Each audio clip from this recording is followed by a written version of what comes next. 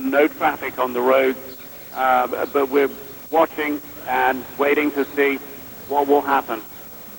For those who keep track of such things, all of this began less than 2 hours after the deadline passed, the deadline that President Bush imposed a couple of nights ago, the 48 hours for Saddam Hussein and his sons to get out of town and to get out of the country. There was at least one offer of a home in Bahrain if Saddam Hussein wanted to go there and leave. There was no indication, and almost literally no one believed he would leave that way, that he would go down. If that's the way it's going to play out, you can hear the anti-aircraft fire. Just go ahead and take that pull for a minute. Just listen. These are the sounds of Baghdad this morning.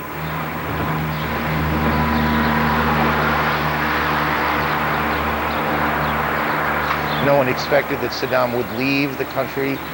He has very much a messianic view of himself and his place in Iraqi history, and most everyone in the intelligence community believed that a life in exile was not at all how he saw his final days.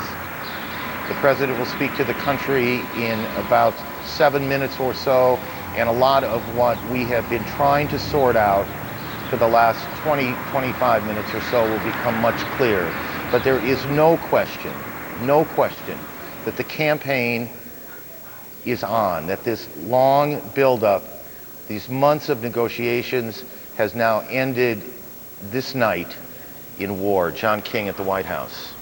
Well, Aaron, a little bit more of an explanation as to why the tenor changed here. Still a mystery as to what this target of opportunity in Baghdad was, but we are now told, and this confirms our earlier guidance that not much would happen tonight, that at the afternoon meeting, the second of the 2 daily war planning sessions, we were told by a senior administration official that the president was told there was some concern that there could be an opportunity lost in the hours after the deadline lapsed. What that opportunity is remains a mystery to us. Perhaps the president will fill us in, but we are told that is why the president stayed close by, even though he did go to the residence for a little bit. His entire senior staff is here, including the speechwriting staff, the vice president, and the national security team on hand.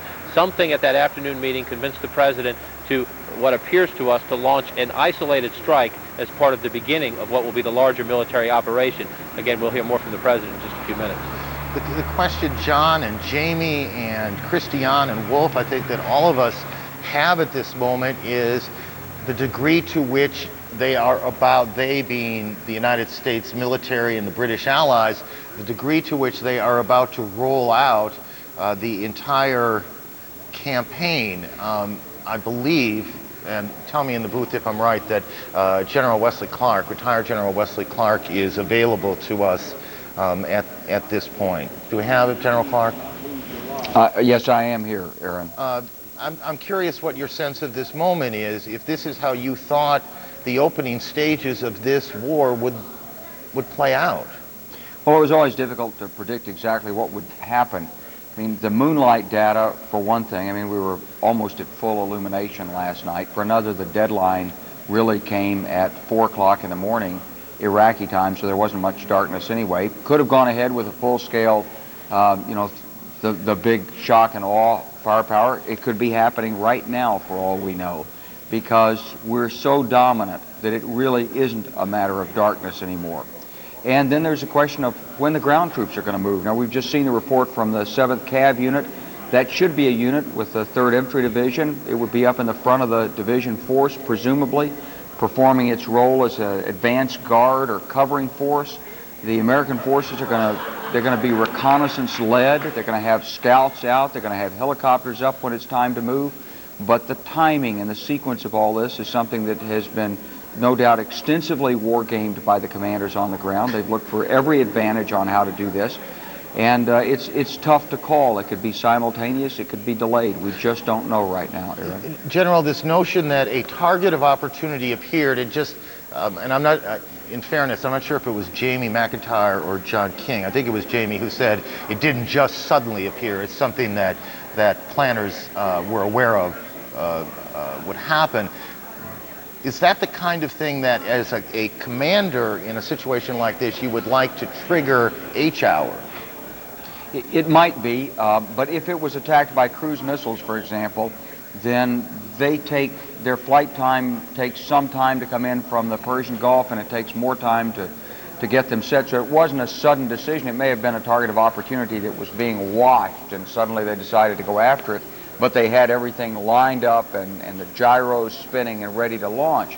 The other thing, Aaron, that I'm thinking of is, you may recall in the Afghanistan campaign, there was criticism early on that some way we had not acted to shoot at a vehicle, and perhaps Mullah Omar had escaped in that vehicle, or Osama bin Laden.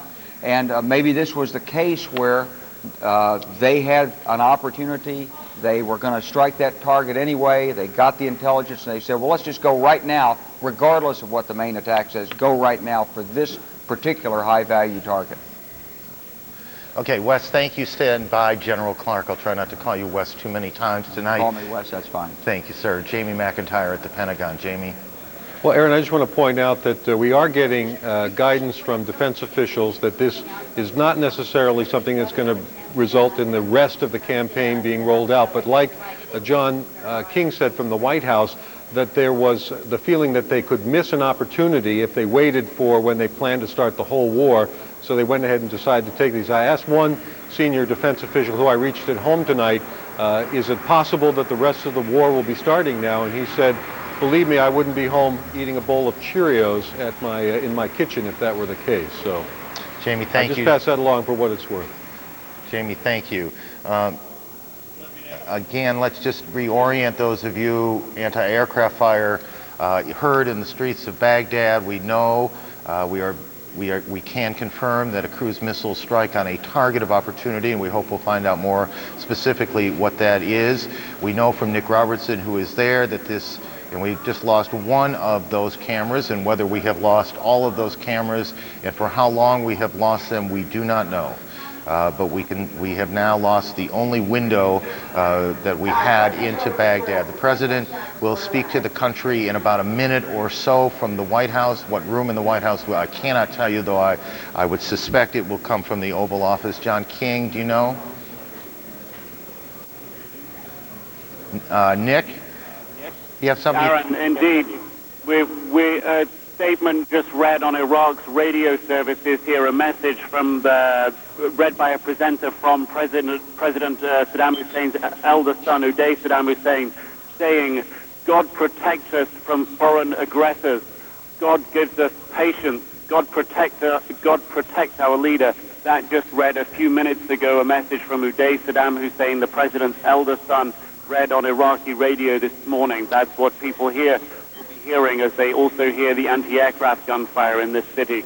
Aaron? Nick, thank you. Thursday morning, now just after 6 o'clock in the morning, the President of the United States, for the second time, is about to tell the country that it is at war.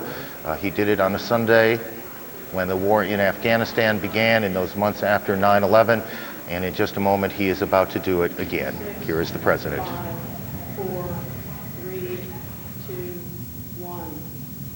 My fellow citizens, at this hour, American and coalition forces are in the early stages of military operations to disarm Iraq, to free its people, and to defend the world from grave danger. On my orders, coalition forces have begun striking selected targets of military importance to undermine Saddam Hussein's ability to wage war.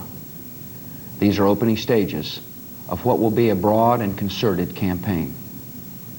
More than 35 countries are giving crucial support, from the use of naval and air bases, to help with intelligence and logistics, to the deployment of combat units. Every nation in this coalition has chosen to bear the duty and share the honor of serving in our common defense. To all the men and women of the United States Armed Forces now in the Middle East, the peace of a troubled world and the hopes of an oppressed people now depend on you. That trust is well placed. The enemies you confront will come to know your skill and bravery. The people you liberate will witness the honorable and decent spirit of the American military. In this conflict, America faces an enemy who has no regard for conventions of war or rules of morality. Saddam Hussein has placed Iraqi troops and equipment in civilian areas, attempting to use innocent men, women, and children as shields for his own military, a final atrocity against his people. I want Americans and all the world to know that coalition forces will make every effort to spare innocent civilians from harm. A campaign on the harsh terrain of a nation as large as California could be longer and more difficult than some predict. And helping Iraqis achieve a united, stable, and free country will require our sustained commitment. We come to Iraq with respect for its citizens, for their great civilization, and for the religious faiths they practice. We have no ambition in Iraq except to remove a threat and restore control of that country to its own people. I know that the families of our military are praying that all those who serve will return safely and soon. Millions of Americans are praying with you for the safety of your loved ones and for the protection of the innocent. For your sacrifice, you have the gratitude and respect of the American people. And you can know that our forces will be coming home as soon as their work is done. Our nation enters this conflict reluctantly, yet our purpose is sure. The people of the United States and our friends and allies will not live at the mercy of an outlaw regime that threatens the peace with weapons of mass murder. We will meet that threat now with our Army, Air Force, Navy, Coast Guard, and Marines, so that we do not have to meet it later with armies of firefighters and police and doctors on the streets of our cities. Now that conflict has come, the only way to limit its duration is to apply decisive force. And I assure you, this will not be a campaign of half measures, and we will accept no outcome but victory. My fellow citizens, the dangers to our country and the world will be overcome. We will pass through this time of peril and carry on the work of peace. We will defend our freedom. We will bring freedom to others, and we will prevail. May God bless our country and all who defend her. The President of the United States, in taking little more than 4 minutes to say that we are in the early stages of the effort to disarm Iraq. Selected targets are being hit, said the President, to undermine the ability, as you see pictures of Baghdad, to undermine the ability of the Iraqi forces to stop the assault, the broad assault, as the President put it, which is coming, though has not yet begun. Jamie McIntyre at the Pentagon. Jamie? I'm sorry, Aaron. I'm sorry. CNN has been told that this was, in fact, a decapitation strike aimed at killing, or at the very least, sending a powerful message to Saddam Hussein.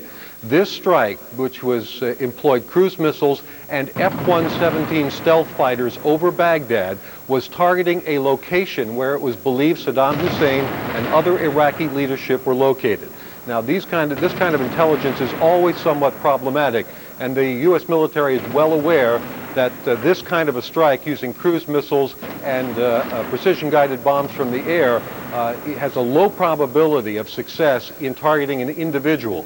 But nevertheless, apparently there was enough intelligence for the United States to attempt a decapitation strike to take out Saddam Hussein even before the war began.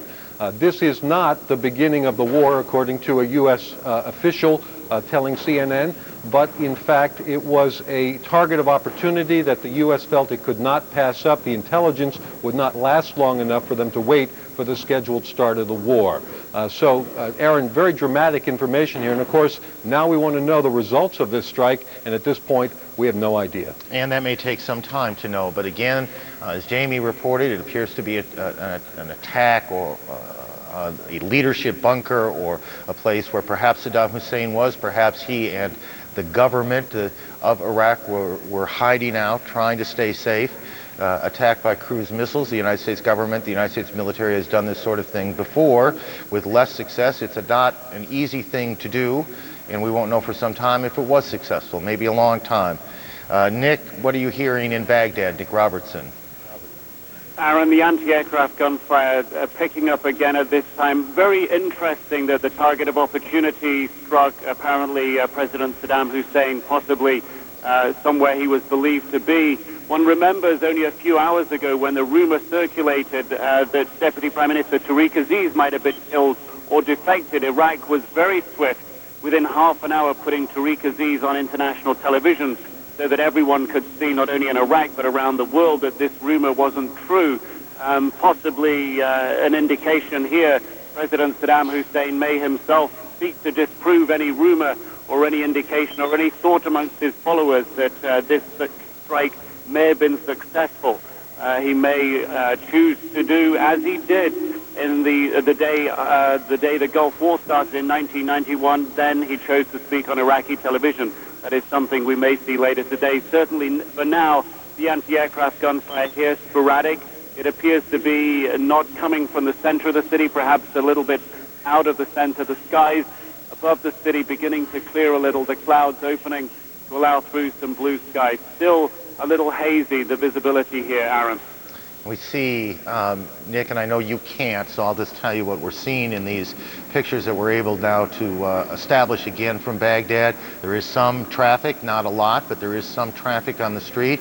It does not look to us to be military vehicles, though some of it might be, but there is still some traffic moving as we approach about 6:30 in the morning in Baghdad. Nick, stay with us for as long as you can hold the phone line. John King at the White House, the president made all of the points that he has in many respects been making for the last several weeks, if not months. This is not a war against Islam. Aaron, only 4 minutes from the president, as you know. John. I'm sorry, go ahead. Yes, Aaron. John King, can you hear me? I hear you fine. I was saying the president was making a lot of the points that he has been making for a long time. This is not a war on the Iraqi population, not a war on Islam. It is a war on Saddam Hussein and his regime. And in only 4 minutes, as you noted, the president touching on that important political message aimed at the citizens of Iraq and more broadly the Arab street across the Middle East. He said the United States has no ambition in Iraq. It simply wants to free and liberate its people and remove a tyrant from power. The president making no secret that the goal is regime change. Also a political message to the people of the United States, though, Mr. Bush saying this conflict could be longer and more difficult than some predicted and would require a long and sustained effort to build up a new Iraq in the wake of this war. So Mr. Bush speaking both directly to the Arab citizens of the Middle East, also to the citizens here at home, in laying out the early hours of what he promised would be a campaign using decisive force. We are witnessing the early moments of the war in Iraq, a much more controversial war than the president launched in October 2001 against the Taliban and al-Qaeda. And in this campaign to remove Saddam Hussein from power, we are seeing the first test of this very controversial Bush administration policy, in which this president says he has the right as Commander-in-Chief of the United States to attack a nation if he perceives it to be a threat against the United States, even if it has not attacked the United States. Again, as you look at Baghdad, it is eerie when you consider that it's clear from the president's words, the early stages of the disarmament of Iraq have begun. The war, whether it is the full, massive rollout that we all anticipated and were told to expect, or something of a smaller scale, as you look at Baghdad, it is quiet and, to our eye, as calm can be. Now, there may be parts of Baghdad itself where that is not true. We have a small number of cameras, and they certainly don't cover the large city or the large country. As you've heard many times, a country the size of California.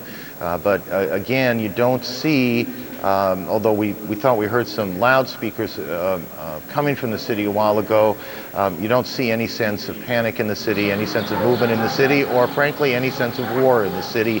General Clark, your eye on these matters is far sharper than I. What do you see? Well, you can't see anything in Baghdad right now. It looks like there's some lights on, so they haven't executed a blackout of the city. We haven't heard any sirens recently. The shooting has stopped, so that means there's good command and control, or some command and control, over the air defense, so we haven't taken out all those air defense assets yet. And it sounds to me like it was precisely what we were speculating on, Aaron, that they had an opportunity to strike at the leadership, and they had planned to be ready. If they had such an opportunity, they had it, they struck.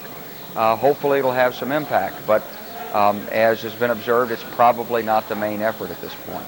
But it is underway. Whatever it is, it has started. That much is clear from both the events on the ground in Baghdad and from the words of the President of the United States. In the Kuwaiti desert, literally hundreds of thousands of American soldiers and Marines have been waiting now for some weeks for a moment that is about to unfold. That much is clear. Walt Rogers is one of the many CNN correspondents who is, and you'll hear this term a lot, embedded with these units.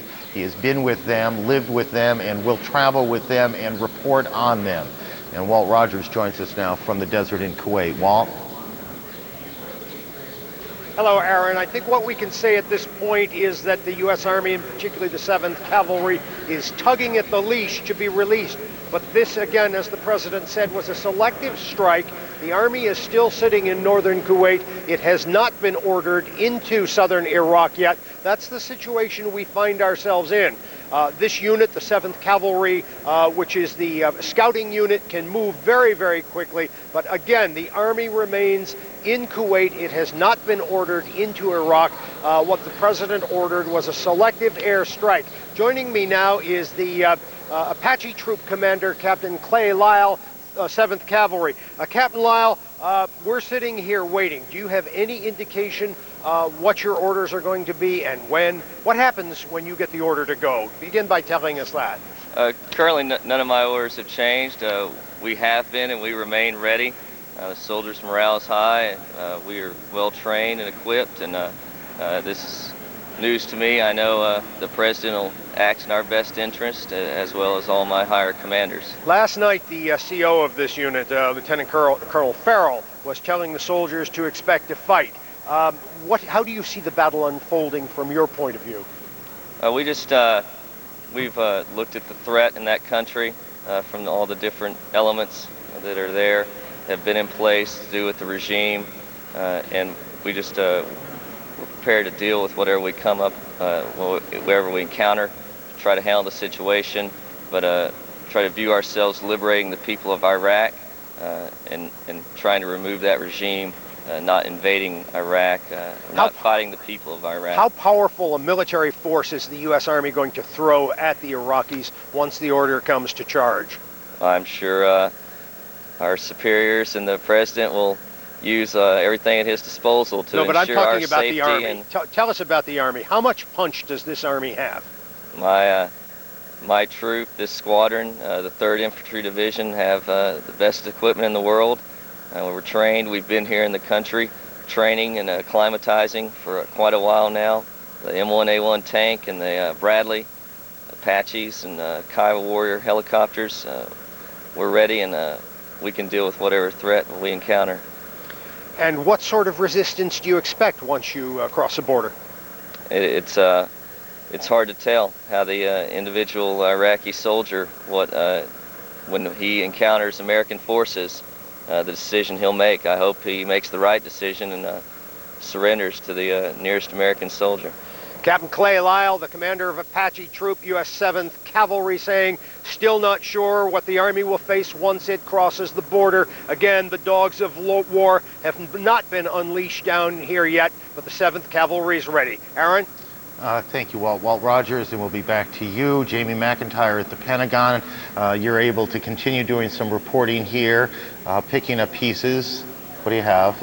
We're slowly piecing it together, Aaron. We now know that this strike was carried out by more than a dozen or 24 cruise missiles fired from ships both in the Red Sea and the Persian Gulf. So those cruise missiles came at Baghdad from 2 different directions. In addition, F-117 stealth fighters, which can each carry 2 satellite-guided bombs, were also involved in this strike, which sources tell CNN was in fact a decapitation attempt. That is an attempt to take out Iraqi President Saddam Hussein and some of his leadership at a location where U.S. intelligence indicated he may have been. Now, this kind of a strike from the air aimed at an individual on the ground has a very low probability of success because it's difficult to hit, to kill somebody on the ground. It's also entirely possible somebody could move in the time between the planes take off.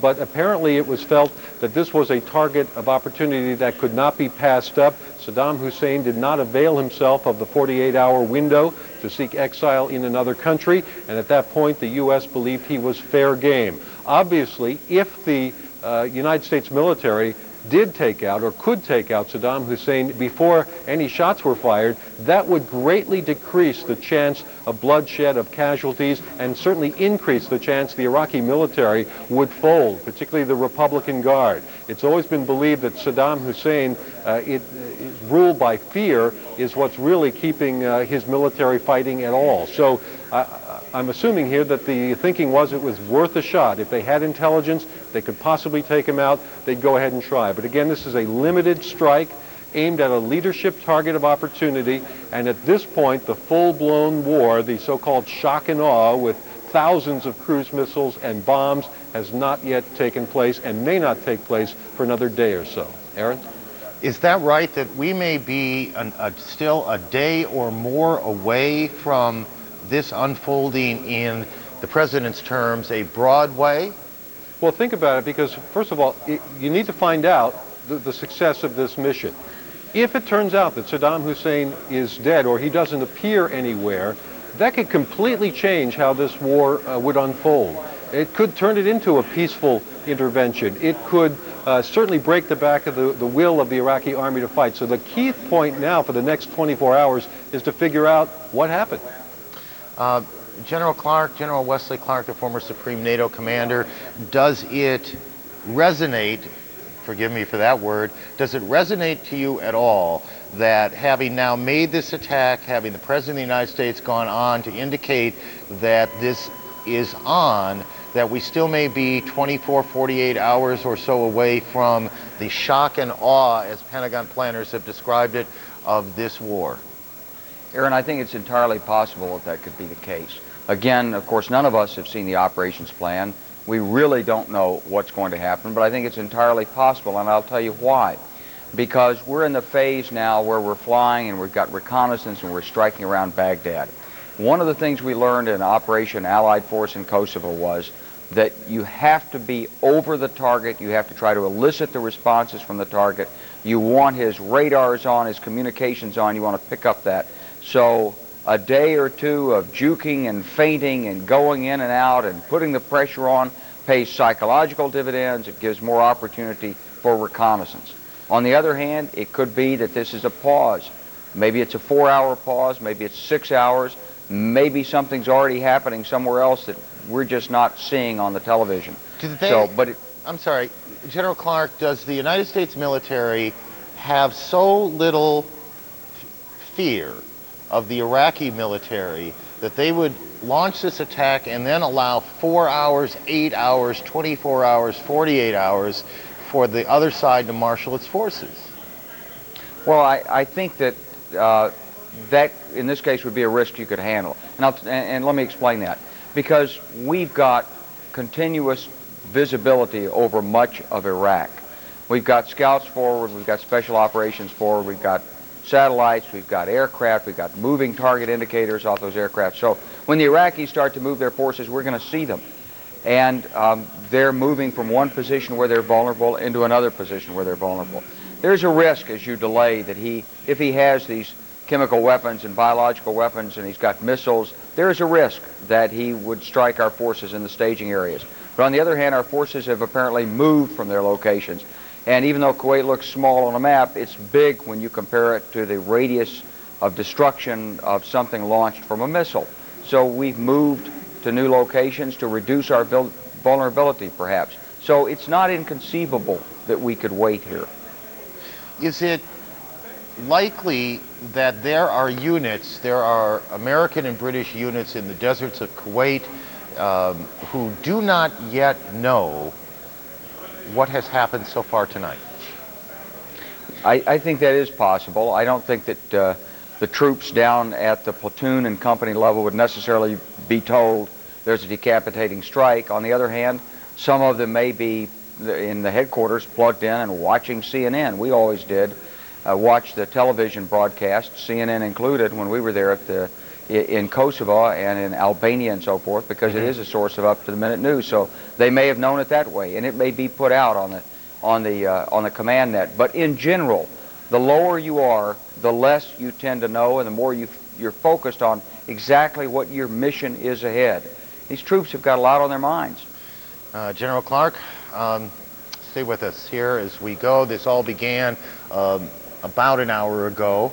It began to us with a report from Nick Robertson, who's on the phone with us from Baghdad. Nick has been in Baghdad reporting for some time, and he reported anti-aircraft fire, which we now know was the beginning of a cruise missile attack, or the defense against a cruise missile attack. Not much of a defense, that. Nick is still on the phone. Nick? Yes, Aaron.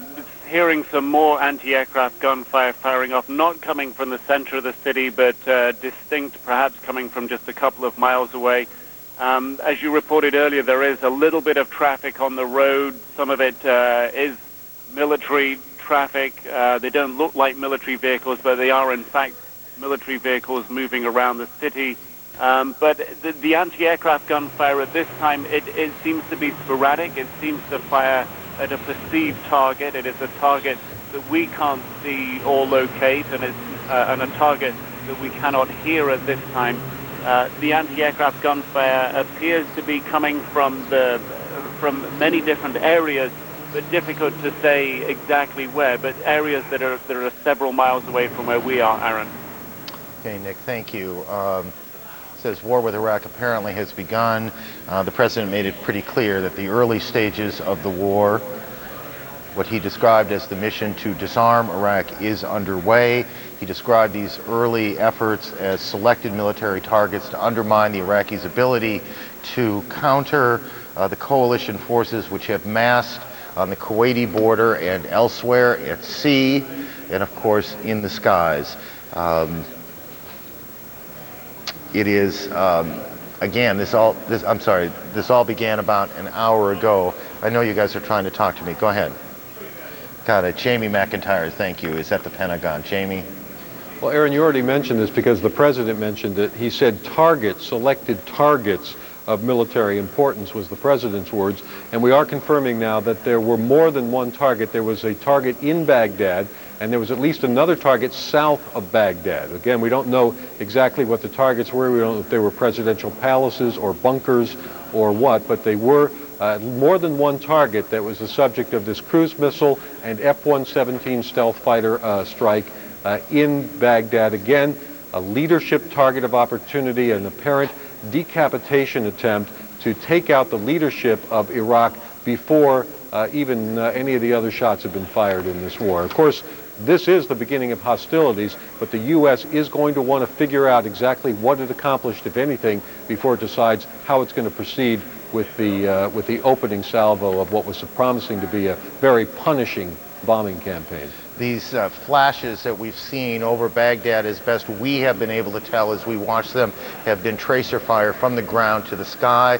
We have not seen from our camera positions, we have not been able to see these cruise missile attacks at all. Again, around the country now, there are all sorts of military operations waiting to move in on the borders. Ben Wiedemann is in the northern part of Iraq. Ben is with Kurdish troops. This is part of the complicated ethnic and religious makeup of Iraq that over the weeks that this war plays out, we suspect we'll spend a fair amount of time talking about. Probably not the night for it now, but it is the time to go to Ben and see what he can tell us. Ben? Yes, Aaron. Well, by and large, at least in this part of the northern front, it appears to be rather quiet. Right behind me are hills which do have Iraqi army emplacements. We've seen that the number of Iraqi troops who are there have been increased in recent weeks, but by and large, it's quiet. We have been watching some Iraqi troops. It's early in the morning here, but they've been wandering between the positions, most of them, in fact, unarmed. And so it's very calm here at the moment. We've noticed that in the last hour or so, actually, the number of Kurdish troops however, has increased significantly here. We saw two leadership cars of the Kurdish Democratic Party driving into this town, which is right next to me, the town of Kalak, which has been by and large evacuated by its inhabitants, numbering about 6,000. So very much expectation of something here, but at the moment, as I said, very quiet on this front. Aaron? Ben, thank you very much. Ben Wiedemann, CNN correspondents, lots of them are embedded is the term. Technically, Ben wouldn't be embedded, but he's been with the Kurdish military. When we've got correspondents embedded with units around Kuwait, ultimately, and not too very far along the road here. They will clearly be in Iraq, and will be hearing their reports in many cases in real time as whatever plays out. As you look at these pictures of Iraq, of Baghdad right now, you know what has happened. You know that a dozen to 24 cruise missiles have hit a couple of sites, one site in the city. At the same time, oddly, life has gone on. Iraqi TV has been on the air. Iraqi radio has been on the air. All of normal Thursday morning life, I think that's probably a bit of a stretch to say normal Thursday morning life has gone on, but in fact life has gone on. Out in the Persian Gulf, the USS Constellation, one of the aircraft carriers that is in play and will ultimately, its planes will ultimately play a role in this. Frank Buckley is embedded with those sailors and those pilots, and Frank joins us now to give us a sense of what they know out there and what the mood is out there. Frank? Aaron, I watched the president's comments along with a group of officers at a lounge, that group of officers including some pilots who might be involved in any strikes against Iraq. They watched quietly, solemnly, as the president made the comments regarding this first beginning phase. They expressed, as we've heard over and over, sort of a sense of relief since the president announced the deadline against Iraq. Also, you get a sense of this moment in history among the ship's crew during launches that have been taking place from the flight deck of this aircraft carrier in recent hours. And I'm being careful not to say exactly when those launches were, but during recent hours when you go out on the area that's known as Vulture's Row overlooking the flight deck, I've seen more people out there during recent hours than I have in my 2+ weeks on this ship. Sailors who are going out with their own video cameras, their own cameras, to take pictures of what they believe is a moment in history. As far as the actual launches and flight schedule off this carrier, officials, U.S. Navy officials, tell us that they are involved in normally scheduled missions, Operation Southern Watch missions, but a sense of what is to come is evident in the hangar bay of this aircraft carrier, Aaron. Row after row of 2,000-pound JDAM bombs lined up in the hangar bay of the USS Constellation. Aaron? Frank, thank you. We know many of you, when we start talking about where troops are, what troops are doing, get very nervous, and we do too. The rules that we are operating under, rules that the Pentagon and news organizations around the world have agreed to, is that while our correspondents are embedded, they are in place, they will be free to broadcast or file, they won't be censored, but they do remain under the control to some degree of unit commanders as to whether they can file, and certainly at no time will we be discussing specifically where they are, specifically what they are going after. We are going to be very conservative on this.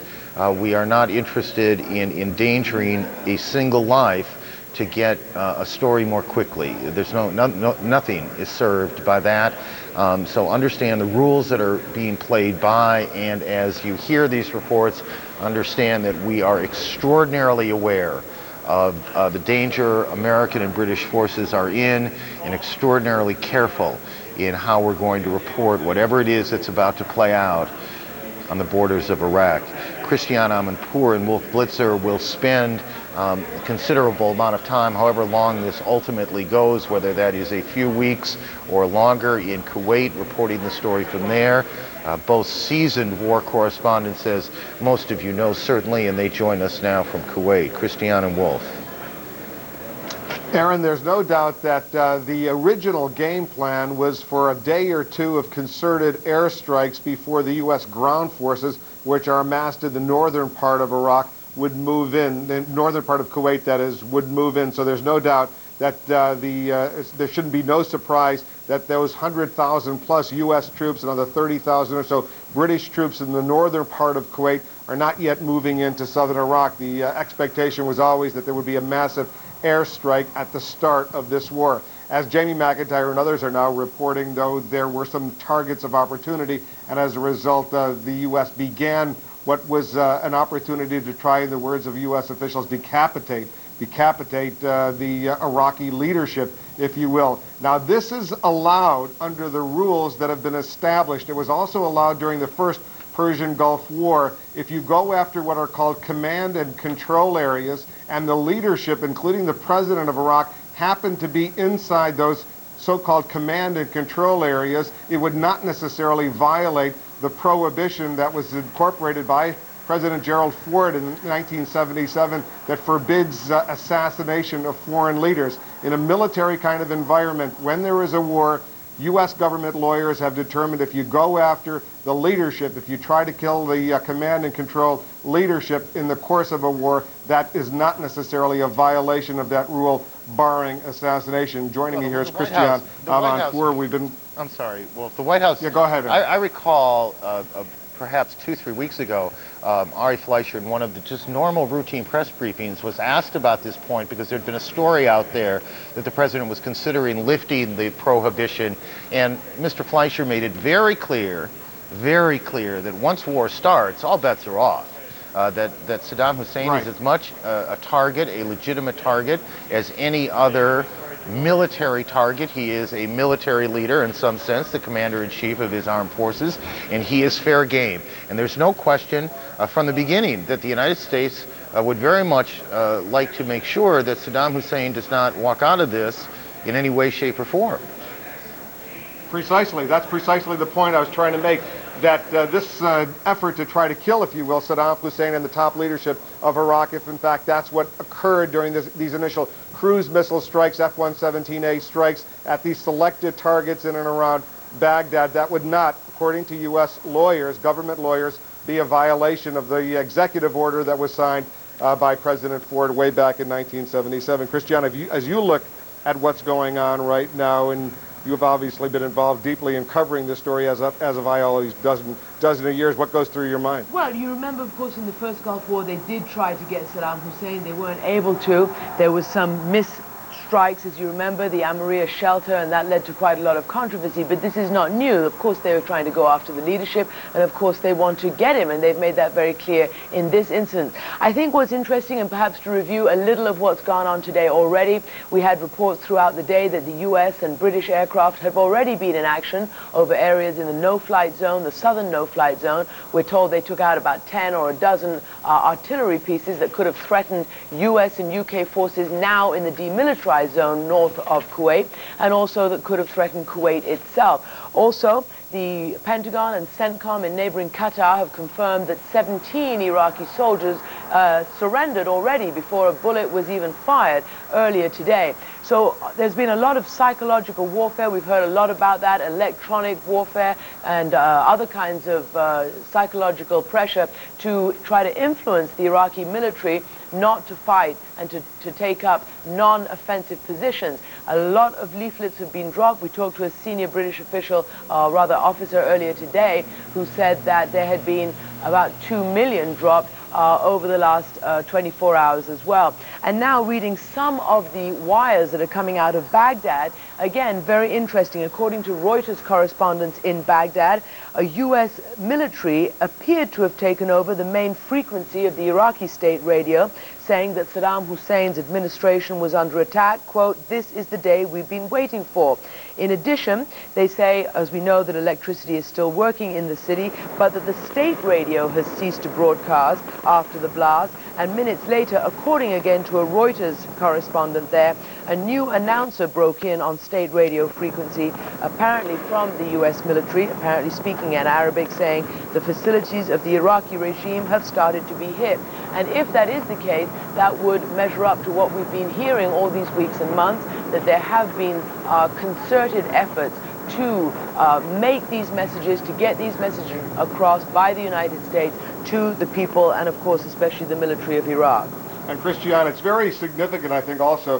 One sentence, a lot of the sentences the president made were very significant, but one sentence in particular that I want to quote verbatim what the president said. He said, "This will not be a campaign of half measures, and we will accept no outcome but victory." That would seem to be a direct response to what happened in 1998 when the then Clinton administration launched cruise missile strikes against selected targets in Iraq after those UN weapons inspectors were pulled out. At the time, there was widespread criticism of Bill Clinton, the then president, and his administration for engaging what his critics called were half measures and not finishing the job. There were 2 or 3 days of strikes against Iraqi targets in Iraq at that time by the Clinton administration. The Bush administration at this point clearly trying to make the point, this will not be a campaign of half measures. Our senior White House correspondent, John King, is over at the White House collecting information, as he always does. John? Well, Wolf, we were told this pivotal moment, the first moment seeking this target of opportunity, this leadership target that includes Saddam Hussein, is the culmination of a meeting that ran nearly 4 hours in the Oval Office. The president was briefed, we were told, by the CIA director George Tenet, his national security advisor Condoleezza Rice, told by a senior official that meeting broke up at 7:20 p.m. tonight Washington time, just 40 minutes before the deadline for Saddam Hussein to leave the country.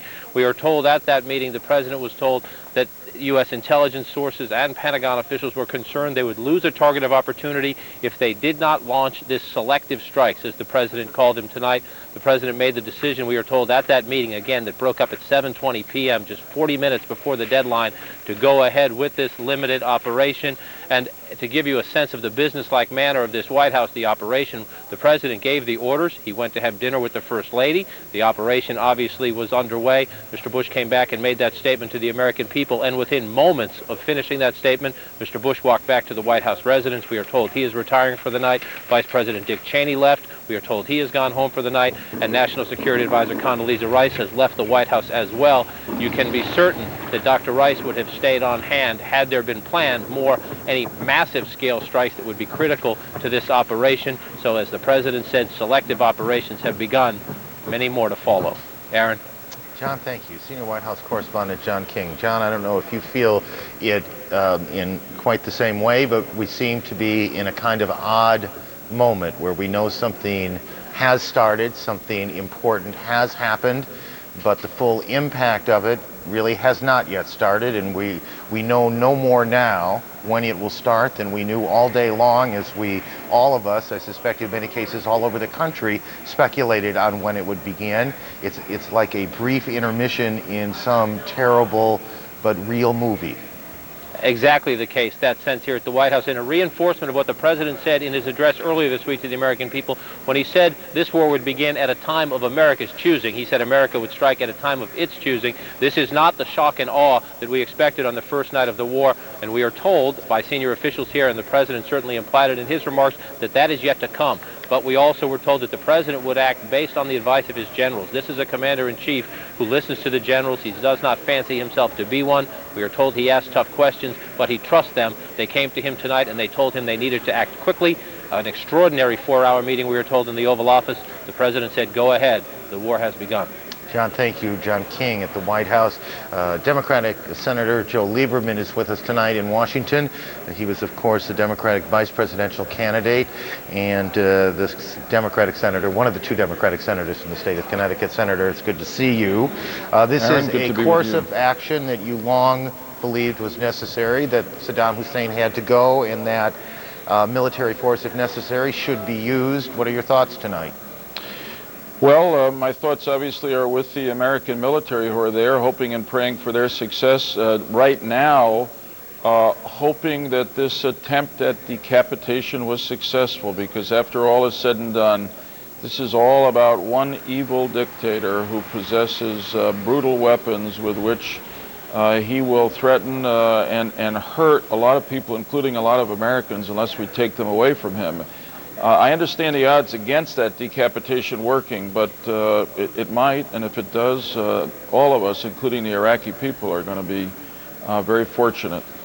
The theory here, obviously, is if you take out Saddam Hussein, or if you take out the leadership, then the military folds, the resistance disappears, and the Americans and the Brits walk in, essentially, into Iraq, into Baghdad, go about their business. Is that one not necessarily expected to play out that way?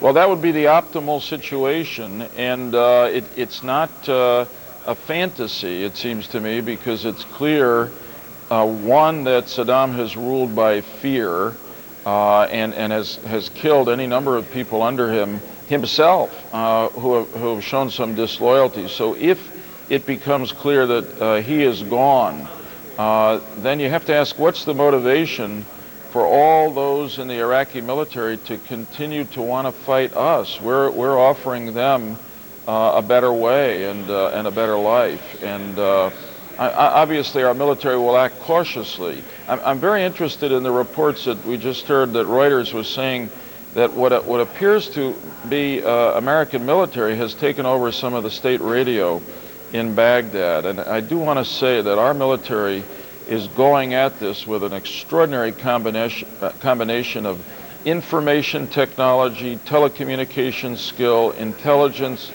and high-tech weapons, and of course the most skilled fighting men and women in the history of the world. So we've got a lot going for us. Senator Lieberman, do you ever think this might have been you who had to be in the White House with a president that these are decisions you might have had to make? Do you ever think about such things? I do occasionally think about such things, but tonight is one of those nights, I think, in which we're all standing shoulder to shoulder. President Bush is a Republican. I'm a Democrat. We ran against him last time. I'm seeking the office he holds now, but tonight there's not an inch of distance between us. We're standing together behind the American men and women in uniform, confident that they're going to achieve the victory that our security demands and the world security demands. And I do want to add this word. What we are doing here is not only in the interest of the safety of the American people, because, believe me, Saddam Hussein would have used these weapons against us eventually, or given them to terrorists who would have. But this is what we are doing here in overthrowing Saddam and removing those weapons of mass destruction, taking them into our control, is good for the security of every nation in the world. And it is a task we are taking on. It is not a selfish task. It is a task of high justice and necessity, and I'd say idealism, in the best tradition of American principles and patriotism. And I'm proud and just grateful that we have the kind of fighting force that we have over there. We're going to win this. Senator, I don't think anybody, I suspect, on the planet doubts that the American forces will overwhelm ultimately the Iraqis and win this. It is a complicated process that comes after of putting Iraq together. It's always good to talk to you, sir. Senator Joe Lieberman with us this evening from Washington. As we approach 11 o'clock here in the East, the president now, 45 minutes ago, made clear that the opening stages of the disarmament of Iraq, the war with Iraq, is underway. We know of at least 2 sites. We have been told by our Pentagon correspondent of at least 2 sites around Baghdad that have been hit in what were called targets of opportunity, and further we know that at least one of those sites was an attempt to get at the Iraqi leadership. Whether that specifically included Saddam Hussein or not, we don't know, and we obviously do not know whether it was successful or not. Christiane. Aaron, one of the things that President Bush said in his speech tonight was to take note of what he said 35 countries, I think that's what he said, 35, were supporting the United States, whether politically or militarily or with moral support. But of course that has been one of the controversies over this war, because there has not been anything like the kind of coalition that was assembled back in 1991. And to go to some immediate reaction that's now coming out of some quarters in the Islamic world, we're seeing on wire reports from Indonesia, from Malaysia, and from Thailand, that moderate and conservative Islamic groups are saying that they condemn this attack and that it would lead to more attacks against the United States. And of course, that is one of the issues that many of the leaders who have been against this war here have warned about, that this could increase the incidence of terrorism. So we'll wait and obviously closely monitor what comes out of that. We have not yet heard any reactions from the Arab world. We know that the Arab leaders, the Persian Gulf state leaders, and other Arabs in this region had basically resigned themselves to war. And of course, Kuwait and other Persian Gulf states are launching pads for this military action. But let's go to Nick Robertson in Baghdad right now, and I just want to know, Nick, whether your Arabic-speaking colleagues there have been able to confirm some of what may have been going on the Iraqi radio there, and whether these announcers have in fact changed, and whether there's some American military announcers going on there. Christian, we have indeed been monitoring those radio stations, and I would like to bring in CNN's Reem Brahimi, who is here with me right now. She has been listening in to those radio broadcasts since the anti-aircraft gunfire started this morning. Let me bring in Reem. Good morning. A few messages have been broadcast on Baghdad radio. The first one by the president's son, Uday Saddam Hussein, essentially making a call to all the Iraqis, calling them to protect their leader, saying, God give us patience, God protect our country from the foreign aggression, and God protect our leader. It was read by a presenter, and it was signed, if you will, Uday Saddam Hussein. A couple of other stations just playing songs, local stations just saying songs, some of them in praise of President Saddam Hussein. The Quran was aired on another one, and another radio was broadcast in Iranian, in Persian language. Now, some of the music has been indeed also broken up by various declarations of resistance to the foreign aggression, as they call it, pledges of allegiance to President Saddam Hussein, singing, even chanting, Iraq will defend itself with all its might. And just now, we've heard a voice on Iraqi radio. It seems to be the voice of a Minister of Information, Mohammed Saeed al-Sahaf, talking about the battle in which Iraqis will emerge all-powerful, calling on Iraq's sons, members of the Ba'ath Party, to have faith, ending almost toward the end, saying, victory is yours. It is certain, it is certain, it is certain. Let me just put back Nick Robertson, our senior international correspondent here, for the rest of the coverage here from Baghdad. Christian, indeed, it does appear at this time that U.S. forces have not interrupted any of the radio services, the regular Baghdad radio services that we are able to pick up here at this time. We are obviously monitoring the radio stations here very closely. I think one interesting perspective on this target of opportunity, targeting President Saddam Hussein. We saw yesterday rumors that the Deputy Prime Minister Tariq Aziz had perhaps been killed, injured, or had defected. Within half an hour of those rumors being broadcast internationally, the Deputy Prime Minister was appearing on Iraqi television, on international television, talking about a psychological war, saying that there would be many more rumors like this. This psychological campaign that the Iraqi leadership feels that it is under here is something, a pressure to which it does appear to give into to a degree, to respond and show that these particular people, the Deputy Prime Minister, for example, who have been perhaps rumored to be dead or removed from the country, they seem to want to stop those rumors quite quickly. It will be interesting to see at this time whether or not the Iraqi leader chooses to do the same thing, Christian. Nick, and have you been able to hear over the last couple of hours since this started any of the aircraft activity overhead? I know you spoke about the initial anti-aircraft fire, but have you heard any American aircraft? Indeed, we have not been able to see or hear any aircraft flying over here. There is almost 9/10 cloud cover over the city, very difficult to see anything. We certainly haven't heard anything. There have been a number of detonations coming from the southern side of the city, perhaps maybe 10, 15 kilometers towards the south side of the city.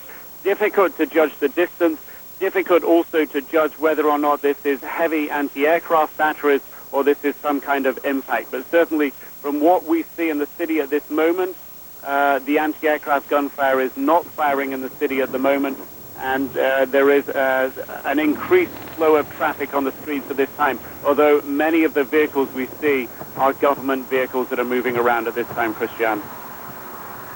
All right, Nick, thanks, and obviously we'll be back to you. Wolf?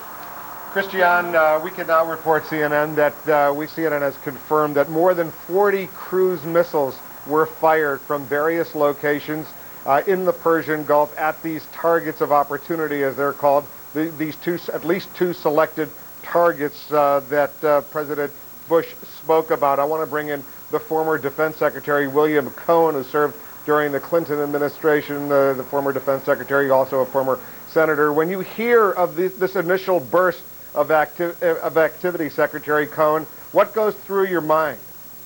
Well, several things. Number one, if it was in fact a decapitation attempt, a target of opportunity as such, it raises certain questions that Saddam will have to take into account. Number one, was the president acting based upon inside information? In other words, are there sources inside of Baghdad close to Saddam Hussein who are feeding information to our intelligence services or saying things that would lead the president to believe that Saddam and his cohorts are going to be in a specific location? That should be very disconcerting to Saddam to feel that he may have traitors in his own circle of advisors. Number two, it also sends a signal that the Iraqi forces are going to be subject to attack from great distances, that they cannot strike back. That will have a very demoralizing impact. And number three, I think that the waiting now for the Rolling Thunder or the shock and awe campaign to begin will also have its psychological consequences for those in Baghdad and other urban areas. Secretary Cohen, when you hear about this effort to decapitate the Iraqi leadership, that's a euphemism for trying to kill Saddam Hussein. Based on your understanding, what the executive order is, what the U.S. standing policy is that acceptable in this kind of military circumstance? Oh, I think it is. We are now in a state of war. Saddam Hussein is the commander-in-chief of the forces that are arrayed against the United States and the Allied forces, and I think that he is fair game, he and all in the chain of command, as well as all of the soldiers beneath him. So yes, I think that he can and will be targeted to the extent that we have specific information. So the war has begun, and he is the leader of those forces and is subject to attack. Right. And Secretary Cohen, we just showed our viewers, and maybe we can show it again. Pentagon has just released some initial video from this initial burst of strikes against these selected targets in Iraq. We can see it right now. Looks like a cruise missile being launched. As you well know, these cruise missiles are very accurate. Tell our viewers a little bit about the effectiveness of this cruise missile, if in fact they were fired at a selected target, a leadership position, a command and control facility in Baghdad. How good are these missiles? These missiles are so precise that they can hit from great distances a target within just a few meters, so-called a circular area of probability. Within a few meters of the target itself, they can strike and devastate that target. So they're very, very precise. They are programmed to hit a specific target and do so almost without fail. Sometimes there are mishaps, sometimes they may go astray, and that is always a concern when you're firing into an urban area, but for the most part they are extraordinarily precise. All right, stand by for 1 second. I want to bring in our senior Pentagon correspondent, Jamie McIntyre. Jamie, it looked like that videotape that we just saw was a cruise missile being launched from a warship. It looked like from a destroyer that was about to go on its target, but what can you tell us about this video? Well, that video was released. This shows one of the differences, Wolf, between now and the Gulf War. That video was taken on one of the U.S. ships that took part in this cruise missile attack. More than 40 missiles were fired. This was taken on a ship in which U.S. reporters were embedded, is the term they keep using. And it was emailed back to the Pentagon and released here a short time ago. So really just in a short time afterwards, we were able to see the actual launch of some of those 40-plus missiles that were targeted at least 2 targets in the Baghdad area. The Tomahawk missile has a range of about 1,000 miles, and it is satellite guided. So unlike in the Gulf War when they had to have terrain features to guide by, they can guide these by satellite. They can come in from all different directions and be timed to hit precisely at the same time at one target. So that's why it's a weapon of choice here. And again, also F-117s took part in this attack, presumably on one of the other targets. You know, I've heard it often said, and Jamie, I know you have as well, that one of these cruise missiles can be fired, let's say, to D.C. Let's say the target is Yankee Stadium in New York City in the Bronx. It can be programmed to go up the eastern coast, go into New York City, go into Yankee Stadium, and actually go into center field if, in fact, that is the specific target. It can be that precise. Is that a fair analysis? Absolutely correct, Wolf. And I should have mentioned, by the way, I've neglected to, that this video we have is actually from, you are correct, a U.S. Navy destroyer, the USS Donald Cook, one of the ships that took part in the strike tonight. So that's the actual video that we're showing. Having been aboard those destroyers, when I used to have your job at the Pentagon, I'm familiar with them. That's why it looked like a destroyer. Jamie McIntyre at the Pentagon, thanks very much. Aaron, back to you. Thank you, Wolf. Just, if we can, rack that tape one more time. These are the little moments of history. In fact, someday you will look at this tape and say, this is the moment when the war with Iraq, the Second Persian Gulf War, the disarmament of Iraq, as the president referred to it, this is the moment it began. These are the pictures to prove it. John King at the White House. John? Aaron, on this very point, you heard both Wolf and Jamie talking about, and Christiane talking about some of the difficulties in the last Gulf War about launching attacks in Baghdad, some civilian casualties that proved quite controversial. One official here, in providing some information on the dramatic developments today, used this term. He said, this is not his father's military, meaning this president is very confident about the military's capabilities to deliver strikes inside Baghdad while keeping civilian casualties to a minimum.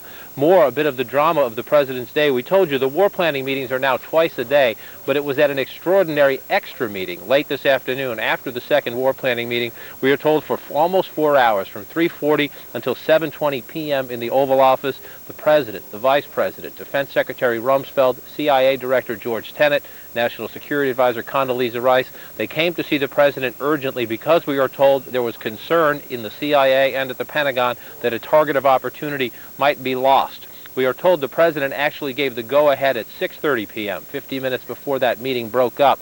At 7:20 p.m., after the meeting broke up, he stopped to see his speechwriter, Mike Gerson, his chief speechwriter, to tell Mike Gerson there would be an announcement later tonight, time to get to work. At that point, Mr. Bush left and went to the residence. He had what we are told is a relaxing dinner with the First Lady. At 8 o'clock, Andy Card, his chief of staff, came to say the NSA and the CIA had confirmed Saddam Hussein was still in the country, that he had not accepted the president's ultimatum. Then around 9:30, 9:45, Mr. Bush returned to the Oval Office, put the finishing touches on that speech. 10:15 tonight, in an address to the American people, the President of the United States announcing the war was underway. At this hour, American and coalition forces are in the early stages of military operations to disarm Iraq, to free its people, and to defend the world from grave danger. On my orders, coalition forces have begun striking selected targets of military importance to undermine Saddam Hussein's ability to wage war. These are opening stages of what will be a broad and concerted campaign. The President went on to say the United States would use maximum force to achieve its objectives. One senior official I spoke to a short time ago said the best intelligence information at the moment is a much larger scale operation is still at least 12 hours away, in the word of this official. However, he also said the president, as he did tonight, reserves the right to act more quickly if any information comes to his attention. At this hour, Aaron, as we analyze the early hours of this, Mr. Bush has returned to the residence. We are told he is headed to bed. Vice President Cheney, National Security Advisor Rice, also gone home. But of course, the White House Situation Room, the nerve center here in the West Wing of the White House, staffed 24 hours a day because of the advances in technology, in touch with every one of those forces, the deployed forces, every one of those vessels positioned around the Persian Gulf. Aaron? Yeah, John, in terms of the news, is the lid on now at the White House? Has the information lid gone down? Yes, it had. We are told no new announcements from the White House at all tonight, and there are no public events on the president's schedule tomorrow. He does have dinner tomorrow night with a member of this coalition of the willing, if you will, and if we want to flash back a few days, one of the contested votes on the United Nations Security Council, the president of Cameroon, is due to be here tomorrow night to have dinner with the president. We will see how tomorrow unfolds. In so many respects, John, we'll see how tomorrow unfolds. Thank you, Senior White House Correspondent John King. Just a quick point on something John mentioned at the beginning of his reporting there. It is a very different military than the first Gulf War. It is a much smaller force that is in the region, but it has much smarter, if you will, much smarter weapons than it had, far more smart bombs, and the smart bombs themselves are much more sophisticated, many satellite GPS-guided weapons. It allows the military to be far more precise and to operate, it hopes, certainly that's the battle plan, far more successfully with fewer people on the ground, fewer foot soldiers, and it stands to reason then fewer risks of casualties. But as the White House also made clear today, Americans need to prepare themselves for the possibility of casualties as this unfolds. One of the concerns is that there will be a flood of refugees, people trying to get out of Iraq. We have seen some of that in both the north, particularly in the north, but some in the south as well. Jane Arraf is in northern Iraq and has seen some of that along the Turkish border. Jane? Aaron, we're overlooking the city of Dohuk behind us, and our location actually is Dohuk is one of the biggest cities in northern Iraq. As you mentioned, they've seen a flood of people here, not the refugees they expected. Those potential refugees would have been coming from the rest of Iraq. These ones actually are Kurds moving into the mountainside that has caused what humanitarian officials say here is a crisis. 2 people have already died of exposure. Now, the city is at the foot of a mountain. The mountain overlooks it looks towards Mosul, Iraq's second biggest city, and there are Kurdish military there. Select groups of American military are known to operate. They're there this morning, apparently. And just a few kilometers away is actually the checkpoint where any potential refugees would come over, as well as surrendering Iraqi soldiers. We were there early this morning at the checkpoint that divides Iraqi-controlled territory with Kurdish-controlled territory. The border guards are monitoring the border, but they haven't seen anyone cross yet. But officials here have made preparations for thousands of soldiers coming across, as well as tens of thousands, if not hundreds of thousands of refugees. Aaron? And just give me a sense of how far you are from the border with Turkey, and talk about the concerns that both sides of that border, the Turks and the Kurds, have about that piece of real estate that you're standing on. That had been very much a concern, as you know. The prospect that Turkey would send Turkish troops into northern Iraq, Iraqi Kurdistan, that seems to have been diffused somewhat. Now, we have been up in the mountains with the Kurdish Peshmerga. Peshmerga, those who face death, they're legendary fighters. And in the past 2 weeks, as soon as Turkey started seriously talking about sending troops into northern Iraq, these fighters were deployed. We saw 5 battalions of them, about 5,000 fighters deployed in the mountains directly near Turkey. Now, the United States has been trying to play a mediating role, as you know, Aaron, trying to make sure that things do remain calm, that there's no conflict here. And the Kurds believe that they have an agreement that Turkish forces will not be deployed. Now, Turkey has said it needs to deploy these people to prevent any humanitarian crisis, to stem a wave of refugees. People here, Kurdish officials say, thank you very much. They can handle that quite well themselves. Aaron? Jane, thank you. Jane Arraf, who is in Kurdish-controlled part of northern Iraq. It is the one part of Iraq that Saddam and his regime has not controlled. It is a very complicated ethnic, political situation in that part of the country that, as Jane indicated, impacts Iraq, impacts Turkey on the other side. It was very much part of why this negotiation with Turkey was so complicated. And even as recently as yesterday, the United States government made clear that it would not look kindly on Turkey if Turkey sent its troops into that area. But both sides, the Kurds and the Turks, have a difficult relationship, and that is one part of why the ultimate occupation and the recreation of Iraq is going to be such a complicated and expensive and likely long-term enterprise for the United States. Nick Robertson in Baghdad. Nick, what do the people of Baghdad know? What have they heard from either their government or anyone else to this point? Well, there was a brief broadcast earlier on by Information Minister Mohammed al-Sahaf. Perhaps the main broadcast, or the first broadcast people will have heard here today, was a broadcast from a radio station broadcasting a message from President Saddam Hussein's son, Uday Saddam Hussein, saying, "God protect the people of the country, God protect our leader." We are also expecting a news conference within the next hour to be given by Information Minister Mohammed al-Sahaf. We have not been able to hear on on any of the normal Iraqi radio station or radio station frequencies here. We have not heard any U.S. broadcasts. We have not heard any radio stations here that appear at this stage at least to have been taken over by U.S. broadcasts. What is happening, or at least what appears to be happening, a ratcheting up of the pressure on Iraq's leadership here to say that the President Saddam Hussein was a target of opportunity, to put it to the Iraqi people that perhaps their leader is dead. This is something that will put pressure on the leadership here to deny it, pressure to prove it's wrong, pressure to tell the people that President Saddam Hussein is still firmly in control of the country, Aaron. It's about 7:20 in the morning now on a Thursday morning. Is there any, I'm not sure, Nick, to be perfectly honest, I'm not sure what you can and cannot see as opposed to what you can hear. Why don't you tell us what you can see, and is there any sense of normalcy, any sense that the city is coming alive for a Thursday morning? It's certainly not coming alive for a normal Thursday morning. I'm on the 11th floor of a hotel. I'm overlooking the Tigris River that sweeps for several miles east and west of me at this point. I'm looking across to a government part of the city. I can see the information ministry from where I stand. I can also see the main, some of the main boulevards in the city. There are occasional vehicles going up and down the road. The majority of vehicles that we've